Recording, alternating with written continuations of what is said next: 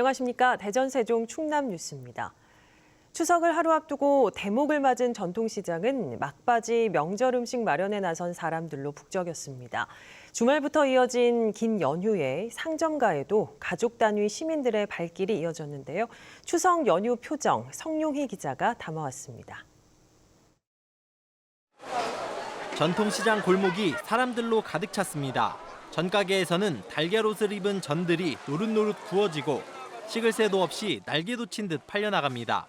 손님이 워낙 많다 보니 인기 있는 전은 동락이 일쑤입니다. 그냥 보내려고 했더니 우리 애기들이 손녀들이 꼬지가 먹고 싶다 그래서 왔더니 꼬지는 떨어지고 조금씩 있는 거 그냥 샀어요. 불경기지만 대목을 맞아 되찾은 활기에 시장 상인들의 표정도 한결 밝아졌습니다. 전에 비해서는 조금 많이 줄긴 했는데 아무렴 그래도 명절이다 보니까 분위기는 조금 훈훈한 느낌은 있습니다. 상점가에도 연휴를 만끽하러 나온 시민들의 발길이 이어졌습니다. 한여름 못지않은 늦더위에도 대전의 명소로 자리 잡은 빵집 성심당 앞에는 긴 줄이 늘어섰습니다.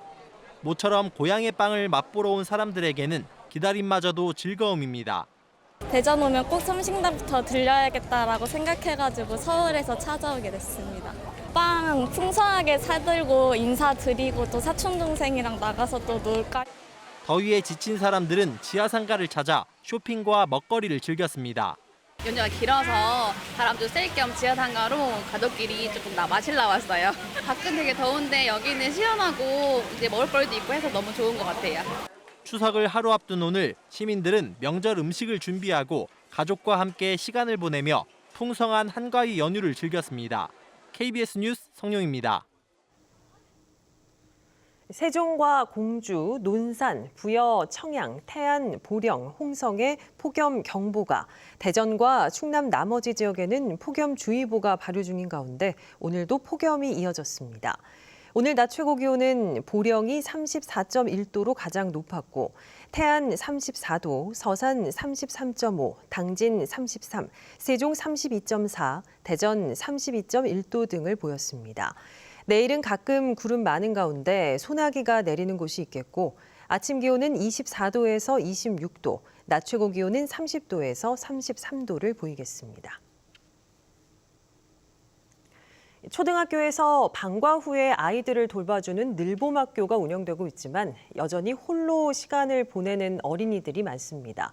이런 공백을 메우고 저출생 문제를 해결하기 위해 충남의 마을 돌봄터가 첫 선을 보였습니다.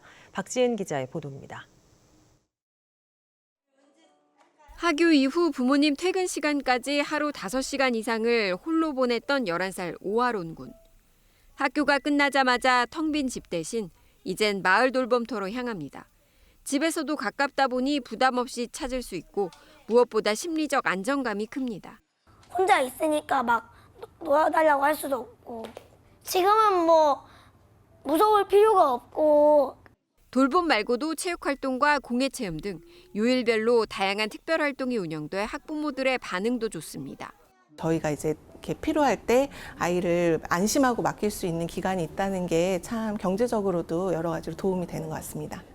홍성의 한 교회에 마련된 마을 돌봄터는 교육부가 추진하는 늘봄교실 대상에서 제외된 초등 2학년부터 6학년 학생들에게 오후 1시부터 7시까지 돌봄과 저녁 식사를 무료로 제공합니다.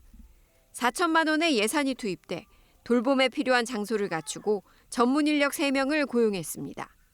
충남도는 내년부터 지역별로 마을 돌봄터 설치를 늘리고 장기적으로는 영유아를 위한 24시간 전담 보육시설과 중고생들까지 수혜 대상을 넓혀갈 계획입니다. 내년까지 전 시군에 아동 돌봄센터를 만들어서 365일 24시간 완전 돌봄센터를 완성해 나가겠습니다. 하지만 관건은 예산입니다. 이 같은 돌봄 정책을 추진하기 위해 5년간 361억 원이 넘게 들 것으로 추산됩니다. 마을 돌봄터를 시작으로 첫 발을 내디딘 충남형 돌봄 정책이 저출생 위기 극복을 위한 단초가 될 수 있을지 주목됩니다. KBS 뉴스 박지은입니다. 돈을 주고 신생아를 산 뒤 자신의 자식으로 키운 50대 여성에게 검찰이 중형을 구형했습니다. 대전지법 형사 8단독 심리로 열린 공판에서 아동복지법 위반 혐의 등으로 기소된 56살 A씨에 대해 검찰은 징역 7년을 구형하고 함께 재판에 넘겨진 신생아의 친모 35살 B씨와 친부 C씨에게는 각각 징역 4년을 선고해달라고 요청했습니다.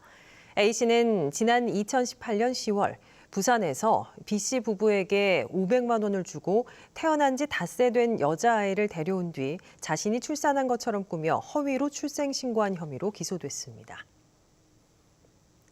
대전에서 전해드렸습니다.